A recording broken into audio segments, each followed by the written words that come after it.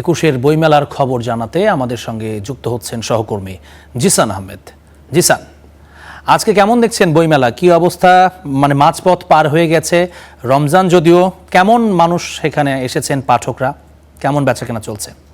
বইমেলার 12তম দিনে আজকে ইফতারের পর আমরা দেখেছি যে পাঠকদের সমাগম বেড়েছে এবং দর্শনার্থীদের সমাগম বেড়েছে। অন্যান্য দিনের তুলনায় আজকের দিনে পাঠকদের সমাগম কিছুটা চোখে পড়েছে। প্রকাশক যারা রয়েছেন, লেখক যারা রয়েছেন, তারা বলছেন প্রথম দিকে তারা যদিও তাদের কণ্ঠে হতাশা ছিল, কিন্তু এখন সময় গড়ার সাথে সাথে পাঠকদের সমাগম তাদেরকে আশা যোগাচ্ছে। আমি যদি একটু আপনাকে দেখাই যে এখনো কিন্তু পাঠকরা বইমেলায় ঢুকছেন, তারা তাদের পছন্দের বই খুঁজছেন। আমরা কয়েকজন পাঠকের সঙ্গে কথা বলেছি, তারা বলছেন এখন আসলে তারা মানসম্মত বইগুলোই তারা বইমেলায় এসে খোঁজেন মূলত।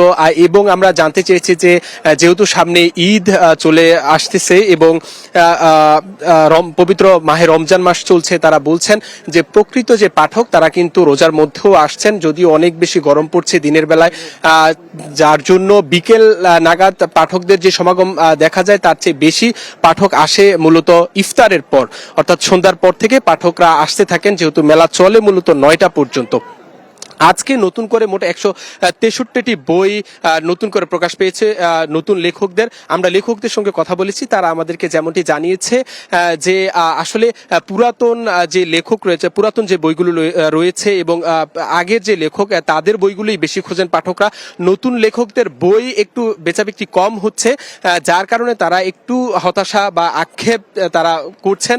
তারা বলছেন যদি নতুন লেখকদের বই বিক্রি কম হয় বা না হয়, তাহলে নতুন লেখক উঠে আসবে না বা লেখকরা নতুন করে বই লেখার প্রতি যে আগ্রহ সেটি হারিয়ে ফেলবে, এমন একটি আশঙ্কা কিন্তু তারা করেছেন।